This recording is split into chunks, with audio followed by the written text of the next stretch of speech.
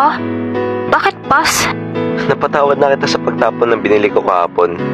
Pero baka nakakalimutan mo. Maldita ka sa akin mula nung nakilala mo ako. Uy, di naman ah.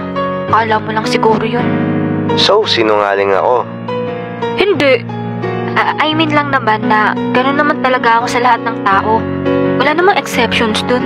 Ah, so ngayon nalaman mong BF mo pinsan ko, nagiging exception na ako. Parang gano'n na nga. Pass. Sige na, Jay. Please. Pumasok yung teacher namin nun kaya wala na siya nagawa ko dito mahimik at umupo sa likod. Kakausapin kita mamaya. Ewan ko talaga sa babaeng to. Ngayon punong-puno ng determinasyon kausapin ako. Parang gantong-ganto din talaga na sa imagination ko kagabi eh. Ako naman yung sinusuyo. Ganto pala feeling ng suyuin in person. Courtin nyo nga ako. Baka imagination ko lang to eh. After ng class namin, buwaba agad ako sa kantin.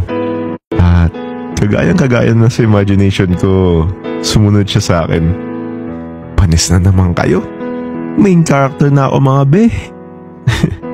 Habang naupo ako sa kantin, nagulat na lang ako nung may nilapag siya sa lamesa ko. Ano yan? Carbonara. Alam ko, pero para saan yan? Libre ko sa'yo.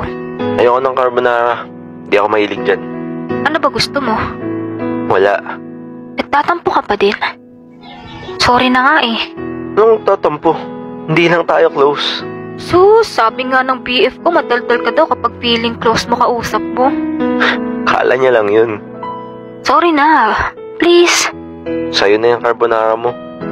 Tatapon ko na lang to if ayaw mo. Wag. Akin na nga yan. Spoiled ka talaga eh, no? Sus, kakainin mo din pala eh. Hindi kasi ako nagsasayang ng pagkain tulad ng isa dyan. Sorry na, please.